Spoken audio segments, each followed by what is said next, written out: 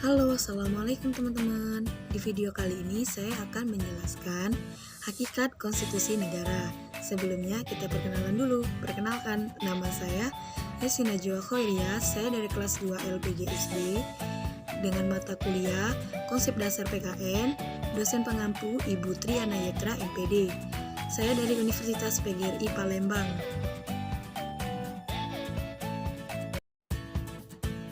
Alhamdulillah, puji syukur saya panjatkan kepada Allah Subhanahu wa Ta'ala yang masih memberikan kita kesehatan, sehingga saya dapat menyelesaikan tugas pembuatan video ini dengan judul Hakikat Konstitusi Negara. Video ini dibuat untuk memenuhi salah satu tugas mata kuliah Konsep Dasar PKN. Dalam video ini mengulas tentang pengertian, nilai-nilai, perkembangan, dan fungsi konstitusi. Saya berharap semoga video ini dapat bermanfaat bagi teman-teman. Stay tune! Ya, ke pembahasan. Apa kalian tahu apa itu konstitusi? Konstitusi adalah hukum dasar yang dijadikan pegangan dalam penyelenggaraan suatu negara. Yang kedua, fungsi konstitusi. Fungsi yang pertama yaitu fungsi penentu dan pembatas kekuasaan pemerintah negara. Yang kedua, fungsi pengatur hubungan kekuasaan antar perintah negara. Yang ketiga, fungsi pengatur hubungan kekuasaan antar pemerintah negara dengan warga negara. Yang keempat, fungsi simbolik sebagai pemersatu bangsa. Yang kelima, fungsi simbolik sebagai rujukan identitas dan keagungan kebangsaan. Yang keenam, fungsi sebagai pelindung hak asasi manusia dan kebebasan warga suatu negara. Yang ketujuh, fungsi konstitusi sebagai sumber hukum tertinggi. Yang kedelapan, fungsi ideologis. Yang kesembilan, fungsi struktur. Yang kesepuluh, fungsi publikatif.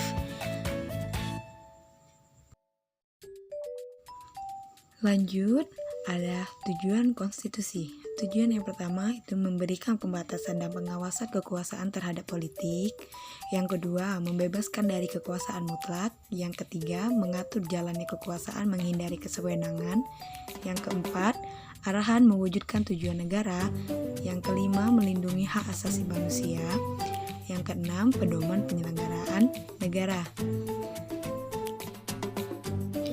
Yang selanjutnya ada klasifikasi konstitusi. Yang pertama, konstitusi tertulis dan tidak tertulis. Konstitusi tertulis ialah suatu konstitusi yang dituangkan dalam sebuah dokumen atau beberapa dokumen formal. Sedangkan konstitusi yang bukan dalam bentuk tertulis ialah suatu konstitusi yang tidak dituangkan dalam suatu dokumen formal. Yang kedua, konstitusi fleksibel dan konstitusi rigid.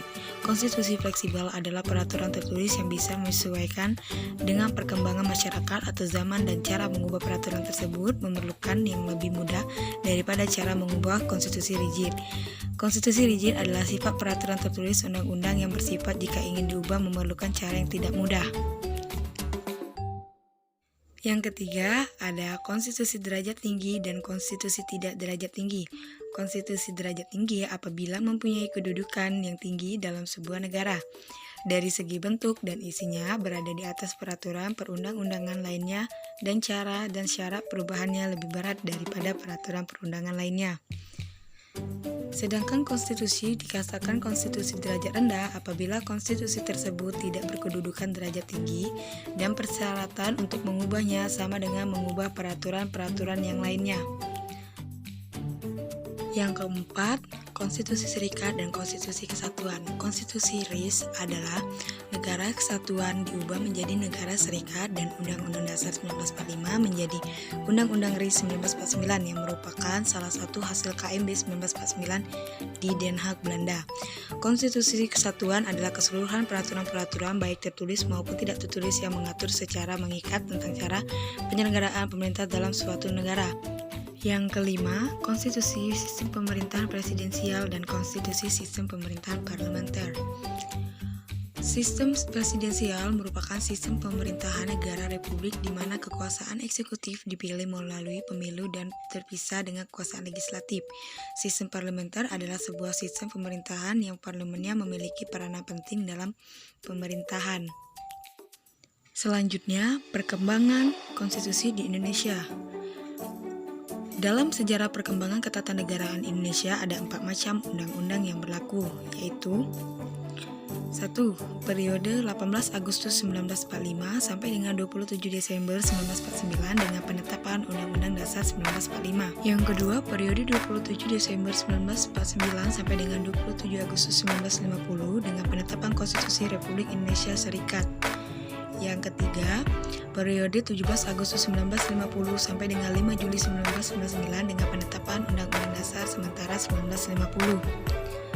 Yang keempat, periode 5 Juli 1959 sampai dengan sekarang dengan penetapan berlakunya kembali Undang-Undang Dasar 1945. Yang selanjutnya, konstitusi sebagai hukum tertinggi. Konstitusi juga berkedudukan sebagai hukum tertinggi dalam tata hukum yang bersangkutan. Hal ini berarti bahwa aturan-aturan yang terdapat dalam konstitusi secara hierarkis mempunyai kedudukan yang lebih tinggi terhadap aturan-aturan lainnya. Oleh karena itulah, aturan-aturan lain dibuat oleh pembentuk undang-undang harus sesuai atau tidak bertentangan dengan undang-undang dasar. Yang terakhir, nilai konstitusi. Nilai yang pertama yaitu nilai normatif. Nilai normatif apabila konstitusi tersebut tidak hanya tertulis di dalam hukum melainkan dilakukan juga oleh seluruh rakyat dan ditaati. Yang kedua, nilai nominal. Nilai nominal apabila konstitusi tersebut hanya dijalankan oleh para pengusaha. Yang ketiga, nilai semantik. Nilai semantik apabila konstitusi tersebut hanya menjadi profesi para pengusaha untuk mempertahankan kekuasaannya. Baiklah teman-teman, segitu dulu ya penjelasan video dari saya. Bila ada kata salah, saya mohon maaf.